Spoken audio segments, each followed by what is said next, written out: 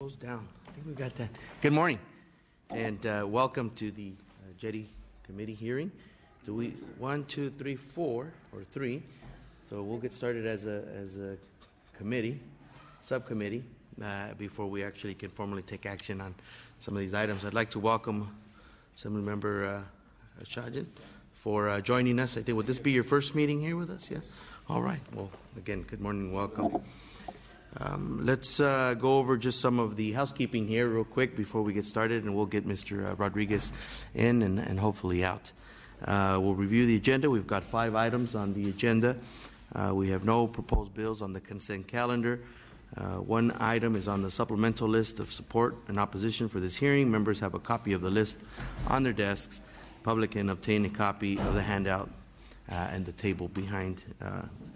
The Jetty Committee has a new spring quarter intern. His name is Brandon Fairweather, and he's from UC Santa Cruz, so help me welcome him today. Sue Highland from the Public Safety Committee is here with us assisting us. No? Sue? Oh, I'm the wrong committee. We got the wrong committee. Revenue and tax, even better. More exciting there, right? And is here with us as a secretary, taking Matthew's place for a little bit. And so Mr. Rodriguez, we've asked that he come forward and present his bill. So good morning again, and we'll start as a subcommittee and we'll move into the bill. Mr. Rodriguez, you may begin your presentation. Good morning. Thank you, Mr. Chair and members. I'm here to present AB 2105 today in mock-up form, and I want to thank the committee for their work on this bill. AB 2105 is follow-up legislation to AB 1797, a bill I authored in 2014 to increase the number of earn and learn job training opportunities in the healthcare field. AB 1797 tasked the Workforce Investment Board with identifying earn and learn job training models to meet the existing allied health workforce demand that are high-demand wage jobs. Earn and learn job allows students to earn a living while learning the skills necessary to turn short-term jobs into careers. AB 2105 seeks to address some of the barriers to creating or expanding earn and learn programs that were identified by the board's report. As proposed, analysis amendments to AB 2105 would direct the Workforce Investment Board to consider the recommendations of the report for inclusion in their 2017-18 work plan. The bill also requires the board to contact the Medicare and Medicaid agencies to address the lack of cross-sector collaboration and include them in the discussion on expanding job training opportunities in the healthcare field. This legislation is a continuation of an important discussion to address the critical workforce shortage in the allied healthcare professions and create opportunities for Californians to establish themselves in high-wage jobs. I'm here requesting an aye vote. Thank you, Mr. Rodriguez. Anyone here wishing to speak in favor of your bill? Do you have any witnesses? Anyone? No, I don't. Okay. Second. Okay. We have a motion and a second. We do have a quorum now, and so what I'll do is I'll ask the secretary real quickly to call the roll of the members who are here. Garcia. Present. Kim. Present. Ashagian. Bro. Brown. Here. Chow. Chu. Gibson. Irwin. Okay, thank you. And Ms. Brown. Thank you. So, anyone wishing to speak in opposition to the bill? Any questions from the members of the committee? Okay, seeing none, there is a motion. There is a second. The motion was made by Ms. Brown, second by Mr. Chu. You have accepted the amendments, correct? Correct, yes, sir. Okay, do pass with amendments and be referred to the Committee on Appropriations. And so, Madam Secretary, please call. The motion is due pass as amended to local government. Correct. Garcia. Aye. Garcia, aye. Kim. Aye. Kim, aye. Ashagian. Ashagian, aye. Bro. Brown. Aye. Brown, aye. Chow. Chu. Aye. Chu, aye. Gibson. Irwin. Okay. We will leave the call open for the other members. Thank you very much, Mr. Rodriguez. Thank you. Okay. Next item, Mr. Nazarian.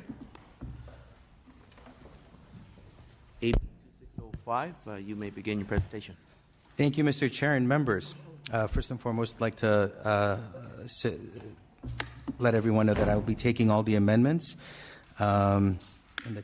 committee analysis, and just to keep it very straightforward, this started out as a very straightforward bill. It just amends certain code sections in order to ensure that the appropriate agency is listed, because the California Technology and Trade Commerce Agency does not exist anymore, and so it just makes some very simple changes.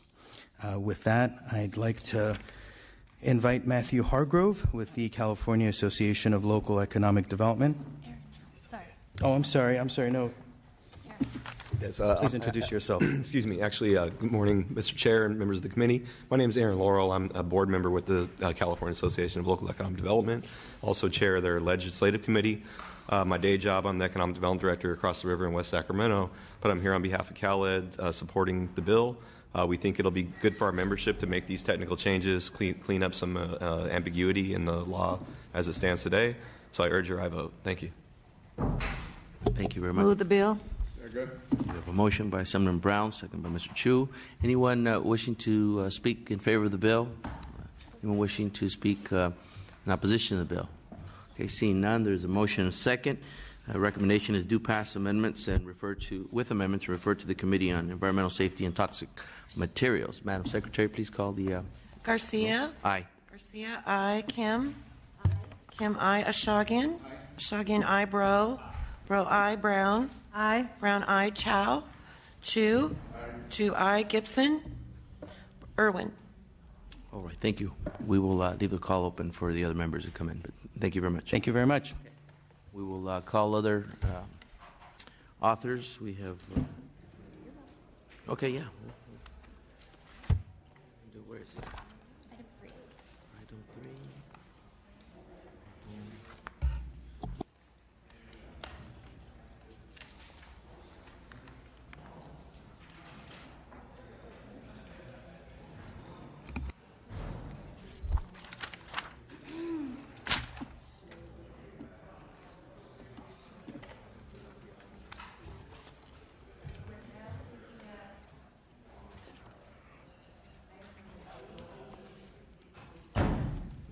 Chair, please proceed. Thank you, Vice Chair and members of the committee. AB 2647 establishes a tax credit program to help attract new private capital for investments in very low-income neighborhoods. The bill authorizes $40 million per year for 5 years to be allocated as a California New Market Tax Credit program. In general, the credit parallels the federal New Market Tax Credit program. A key feature of the tax credit model is that credits are awarded to the taxpayers through certified community development entities who have as their primary purpose the mission of business development in low-income areas. Taxpayers earn the credits over a 7-year period based on the amount of private capital they have deposited with the community development entity. The $200 million in credits awarded through AB 2647 will result in over $500 million in new private investment. All monies raised through the credit must be deployed by the community development entity in small businesses located in very low-income census tracts. In this way, the tax credit supports both small business development and poverty alleviation in California's hardest-to-serve communities. The impact of the credits is required to be reported annually. I respectfully ask for your aye vote. Okay, it was moved by Mr. Bro and seconded by Mr. Asajian. And I understand that you have accepted all the amendments. That's from correct. The committee. Okay. Is there anyone who wants to speak in support of the bill? Seeing none, I would like to ask if there is anyone who wants to speak in opposition to the bill. Seeing none, any comments, questions? I would like to thank the author for bringing this forward, and I am so happy. I was saying, am I a co-author on that or not? Yes, I'm a co-author, and so I'm really pleased that we can bring some resources to low and moderate income families and communities. Thank you. Sure. Anyone else?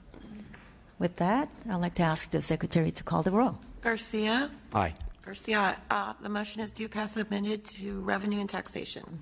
Kim. Aye. Kim, aye. Ashagian. Ashagian, aye. Bro, aye. Brown. Brown, aye. Chow. Chu. Chu, aye. Gibson. Irwin. All right. Thank you very much. Pass. We'll keep the roll open. Okay. Thank you. Go go back to my seat.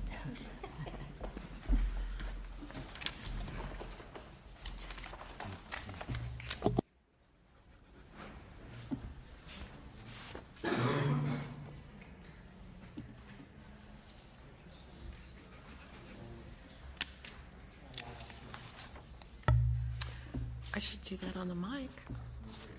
Hold on. Tony?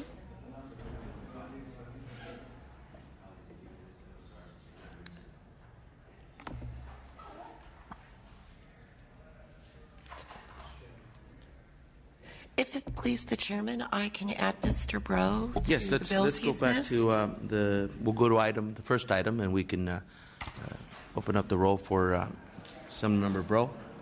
And we have another member coming in, so we'll. Item number 5. Mr. Bro? Bro, aye on item number 5.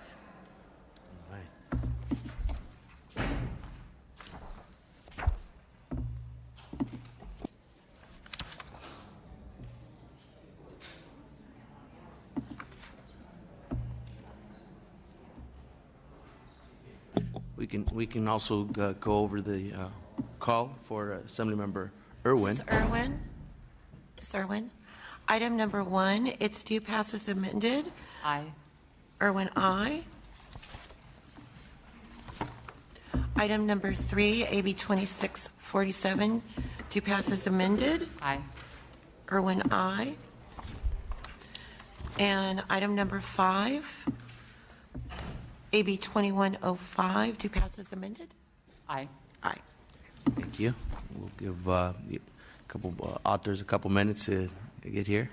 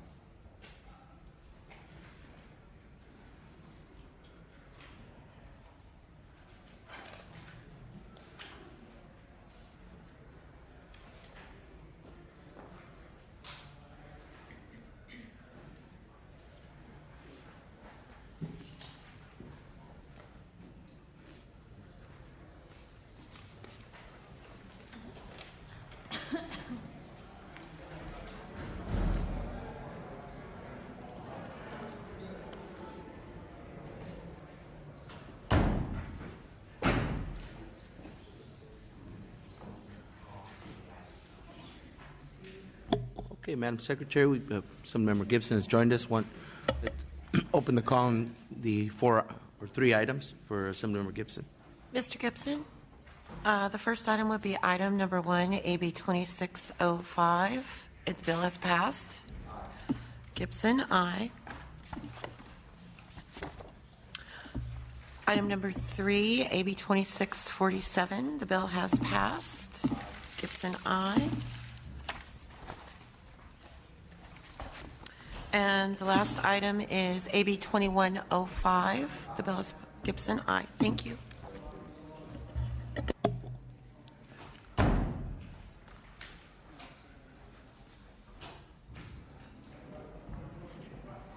have that schedule for times when people are going to show up?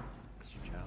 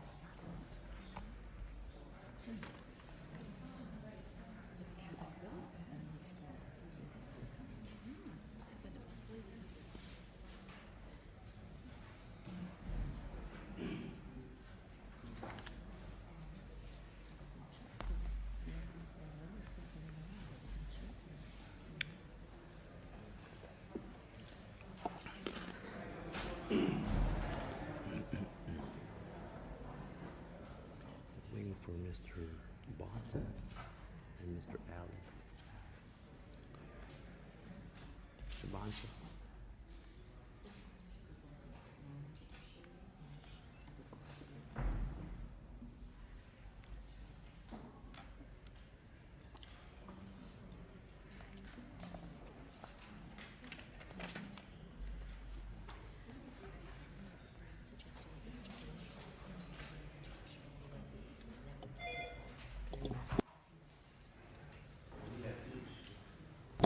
We've got two items left. One is Assemblymember Bonta, AB 2270. As we understand, he is presenting in the Judiciary Committee as we speak. And we have Assembly Bill 2841 by Mr. Allen, whose office has been contacted. So.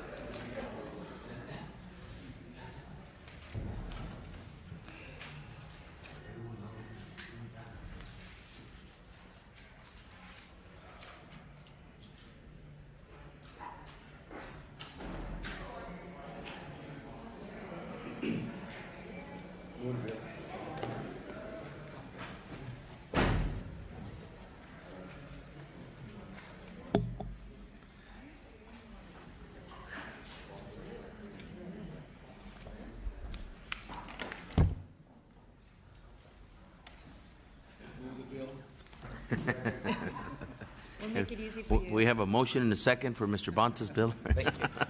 Welcome. Good, that's right. Good morning, Mr. Bonta. Sorry, I seem to be making this a habit, unfortunately. I apologize. Thank you for your patience, Mr. Chair and members. Today I'm presenting AB 2270, our statewide bonding assistance program bill, which will help small, disadvantaged women, minority, and disabled veteran-owned businesses stay competitive in today's rapidly changing economy. It's based on some policies that have been implemented in other states successfully, as well as at the local level throughout the state, and I think it's time to bring this to the state level.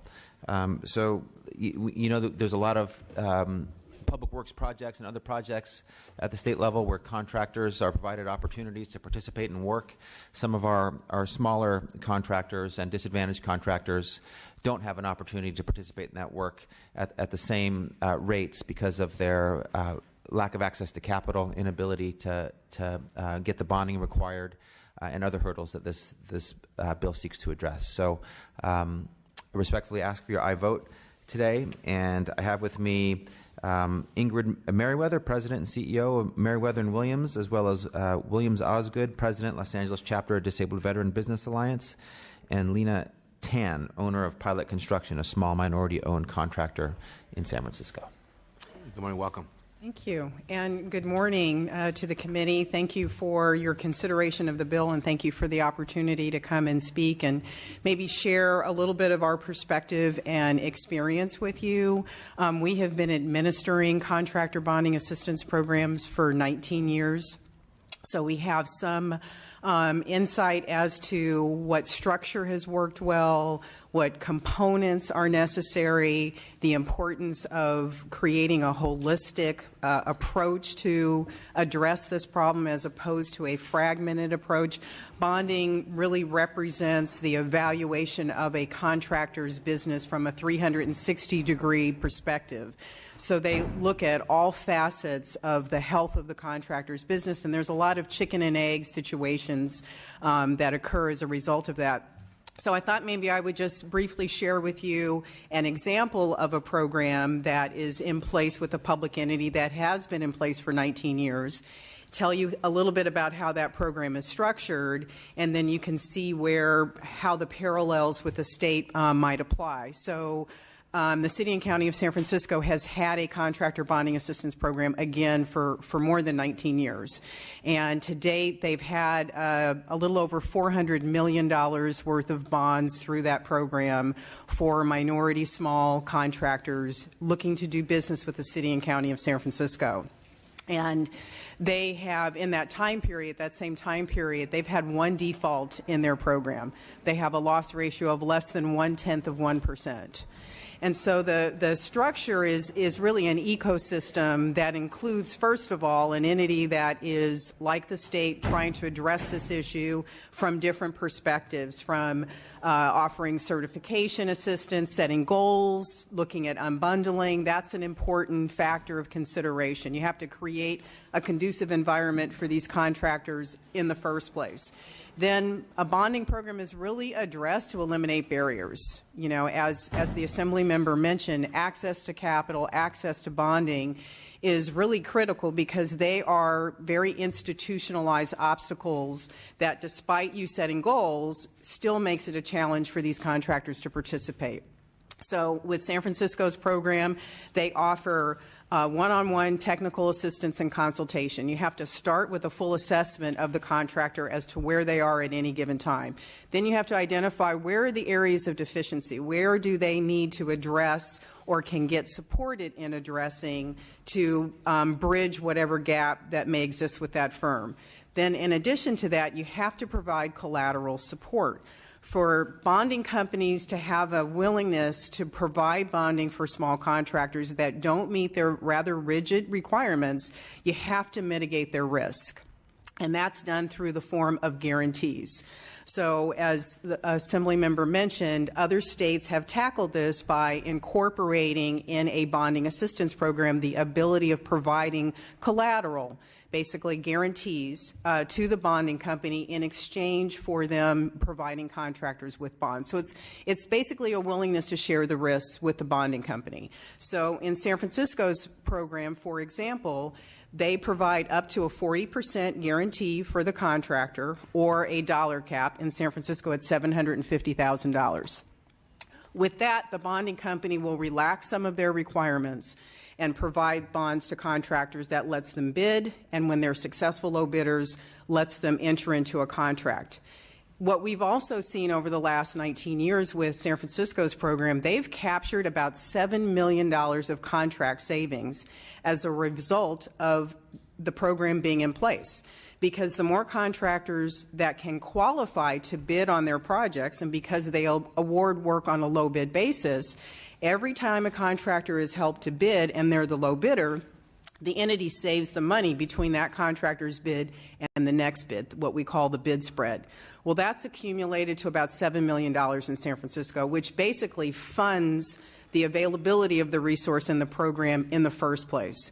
So it's important that as you look at the potential of the state going forward, it would be our suggestion is to model it after programs that have been placed for a long time that have the selection of components that have been proven to work, the last of those components being what we call risk mitigation and risk management through contract completion. So the goal is not just to enable the contractor to get the bond and bid the work and then wish them good luck. The goal is for their successful participation. And so another component of San Francisco's program is providing contractors with support throughout completion of the contract. And so again, using that as an example, they've done just about $400 million worth of activity through their programs with just one default. And any questions you might have, I'd be happy to respond. Thank you very much. Would you like to speak? Good morning, and thank you for this opportunity to testify today regarding Assembly Bill AB 2270. My name is Nina Tan. I'm the president of Pilot Construction Management. My company is a small business company specialized in heavy industrial and commercial construction. I have been in this business for almost 7 years and have 12 full-time employees today. I'm here to share with you some of the factors that have helped my company to be success, especially the San Francisco's Surety Bond Assistance Program. When I started my company, I knew I wasn't automatic getting a paycheck every month anymore. I have to wear many hats such as managing employee, managing projects, managing finance, and continually looking for business opportunity. I found early on that the biggest difficulty in running a business is the finance. I had looked for a bank that could extend the credit to my new company to buy material and provide credit support. I also needed to get my bonding capacity to grow my company, which could allow me to bid more and large projects. When I approached the bonding companies, I was told that in order to get higher bonding capacity, the company needed higher income. And in order to have higher income, the company needed higher bonding capacity. That was a classic of a chicken and egg situation. Both banks and bonding companies want to see an established track record, but I needed the resource to establish the track record. That's where the San Francisco Surety Bond Assistance Program comes to rescue. It makes a huge difference in my ability to grow my business. I have been participating in this business since 2009 and have received bonding assistance in bidding public projects several times.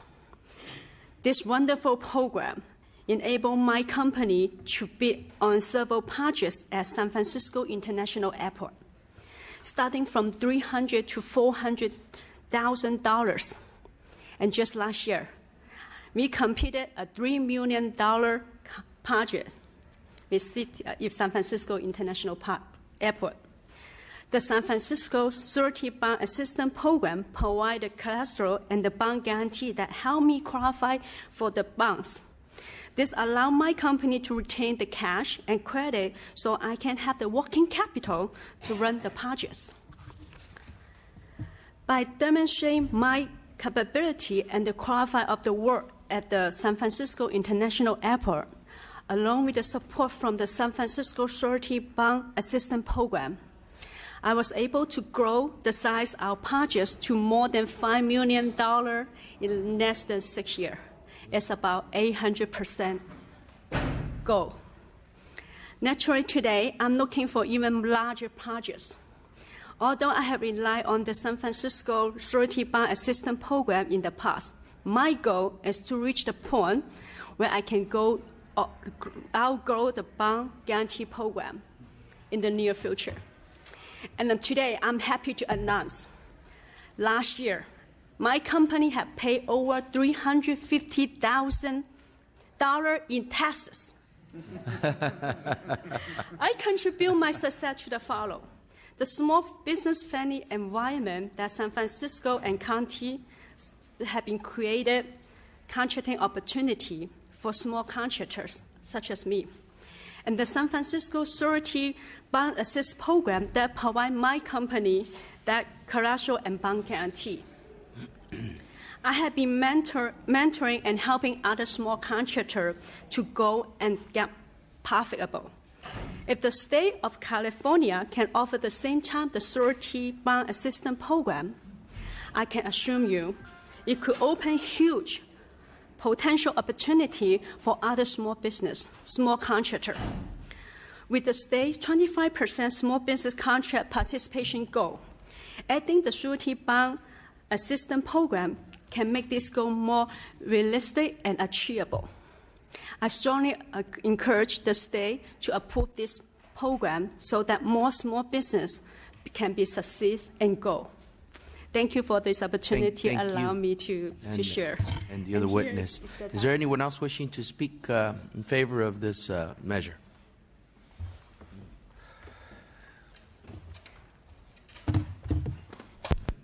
Chairman Garcia, members of the Assembly. My name is William Osgood. I'm the president of the Disabled Veteran Business Alliance in Los Angeles, and I also have a firm called CFR and Associates, and we are a small business veteran advocacy. So I'm here today to represent the disabled veteran business enterprise community, all 1,900 members in the state of California, and the small business community, all 28,000 of us. The state has longed to help promote small business.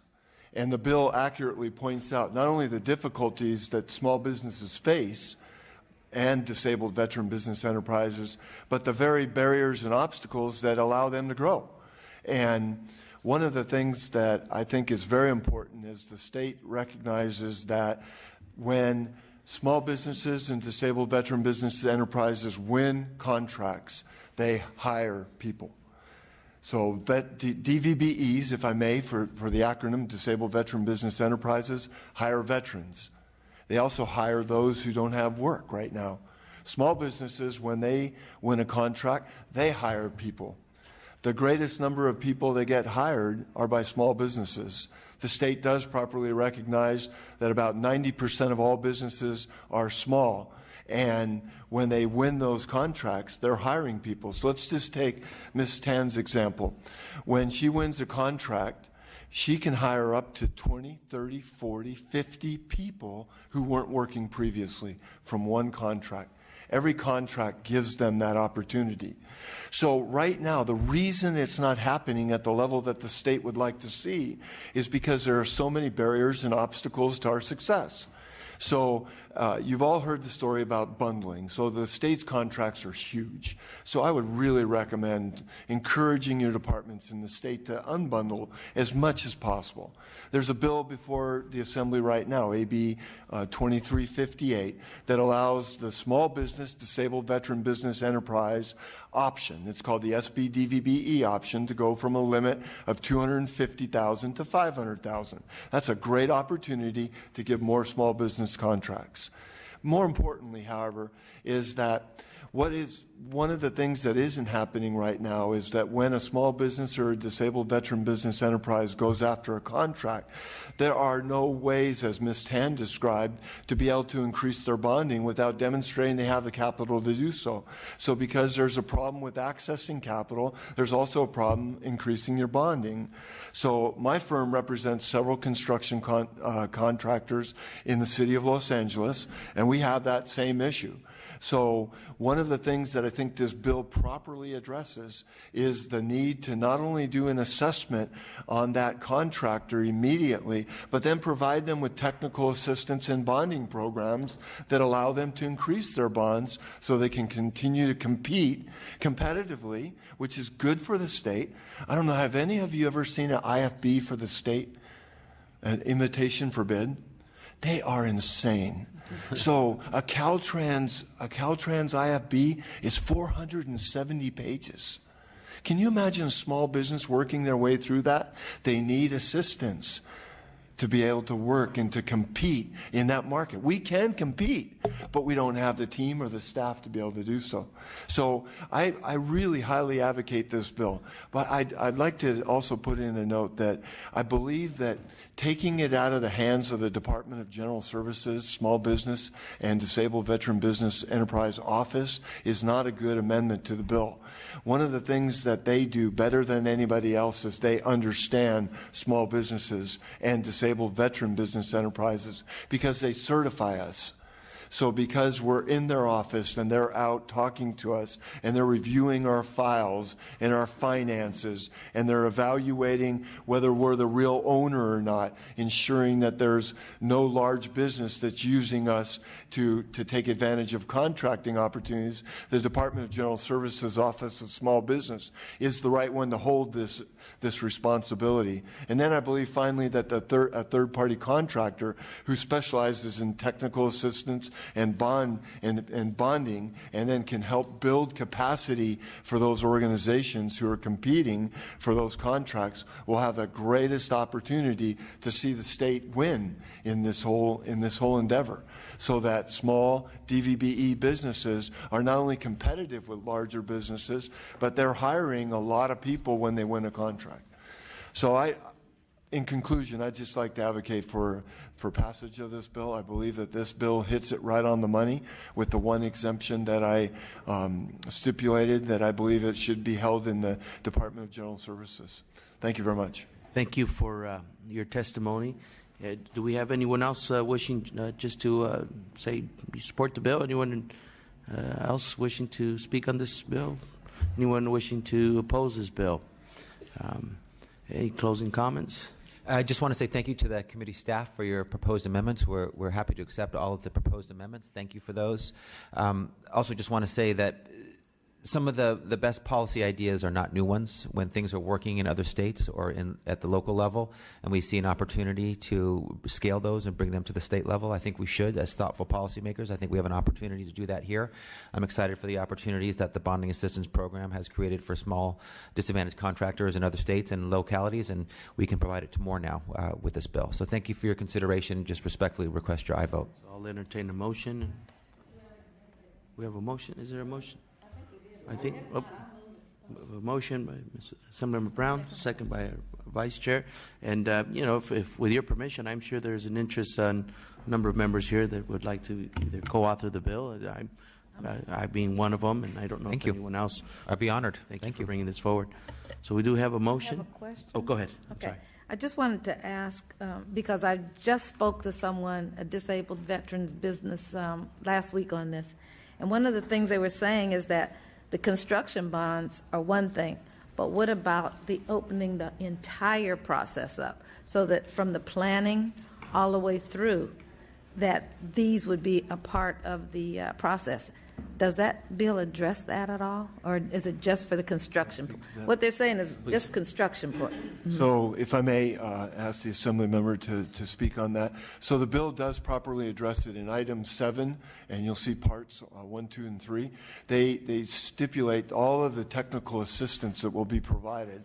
So that is literally from inception through contract completion, which is really important.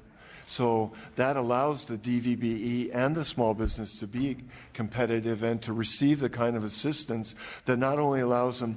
So in many cases, as you know, there's 3 bonds required. There's a bid bond, there's a performance bond, and then there's a, what's the third bond called? Payment. Yeah, payment bond, ensuring that I pay my subcontractors. So it's not just 1, it's 3. And so being able to mitigate that is huge. Does that answer your question, Assembly member? Okay, thank you. Thank you. Any other questions? All right, seeing none, there is a motion and a second. We're going to be added as co-authors. Co-authors, anyone who Yes. wishes to do so. Thank you again for bringing this bill forward. Thank you for all the witnesses. Madam Secretary, please call the roll. The motion is due pass as amended to accountability and administrative review. Garcia? Aye. Garcia, aye. Kim? Aye. Kim, aye. Ashagian? Ashagian, aye. Bro? Brown? Aye. Brown, aye. Chow? Aye. Chow, aye. Chu? Chu, aye. Gibson? Irwin? 7-0. Thank you. We'll leave the roll call open for a few minutes after. Thank you again. Thank you, Mr. Chair, colleagues, and staff. Okay, the next item is Assemblymember Allen, AB 2841. Assemblymember.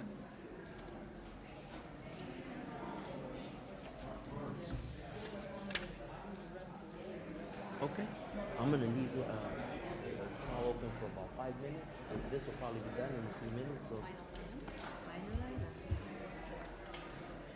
Okay, that's okay. Okay.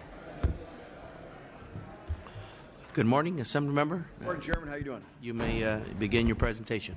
Thank you very much. I'm here today to present AB 2841, which will continue to diversify the financing portfolio for the ports throughout California. First, I'd like to start by thanking the chairman as well as the committee staff. You've worked very hard to help out with amendments to the bill that have made it dramatically better, so thank you very much. I am taking the amendments today, and with that, AB 2841 is a new and innovative way for California to support our international trade economy. The bill is coming on the heels of the successful effort last year, AB 63 by Senator Isidore Hall, that created another form of port financing opportunities. In short, AB 2841 creates a new public financing program to encourage future investments in infrastructure at California's public seaports to be administered by the State Infrastructure Bank. And with me today, I have Michael Jacob of the PMSA, the Pacific Merchant Shippers Association, to provide supportive testimony and answer any technical questions that the committee may have. Thank you. Welcome. Great. Thank you, Mr. Chairman, members. Mike Jacob, PMSA. And we represent ocean carriers and terminal operators that operate at all of California's public ports. And so that means we're the financing mechanism for ports because they primarily operate in a proprietary capacity. There's not tax support directly for that infrastructure, which means when we're faced with additional infrastructure demands, the constraints for financing are really limited to revenue bonds. And once you've tapped those out, it's hard to find additional capital unless you do something creative. And as Assemblymember Allen mentioned, we appreciate staff for committee and the chairman's input on making this a proposal that's stronger. It is a creative way about doing things. It is the first step towards getting something close to what we did last year, which was tax increment financing at the local level. Obviously, the state doesn't have the same capacity on a property tax basis as locals do, but the same concepts should be out there with respect to the possibility of financing. If you can grow the economy, if you can grow future tax revenues and savings to state expenditures, that type of feedback should be brought to a group like the Infrastructure Bank or some other state entity that can recommend to you as legislators who are controlling investments whether or not an investment is worthwhile and should be made. And this is a mechanism for doing that. So we appreciate your attention to the concept and the idea and supporting it moving forward. Thank you. Any other witnesses wanting to speak in favor of the measure? Anyone wishing to speak in opposition? Okay. There's a motion by Mr. Ashajian, a second by our Vice Chair. Any questions or comments from committee members? Seeing none, any closing comments? Just in short, thank you very much, and ask for your vote. Okay, so we do have a motion and a second. Madam Secretary, please call the roll. The motion is due pass as amended to local government. Garcia? Aye. Garcia, aye. Kim? Aye. Kim, aye. Ashagian? Ashagian, aye. Bro? Brown? Chow? Aye. Chow, aye. Chu? Chu, aye. Gibson? Irwin? Irwin, aye. Right. Thank you very much. We're going to leave the call open for a few minutes, but thank you again. I think Mr.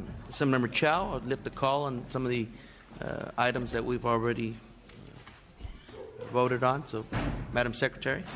Mr. Chow, item number 1. 1 is aye. Chow, aye. Item 1. Thank you. I am going to leave the Mr. call Chow, open. item 3.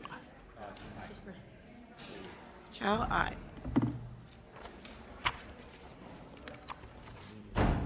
Item number 5. Chow, aye. Thank you. Thank you. We're going to leave the call open for 10 minutes.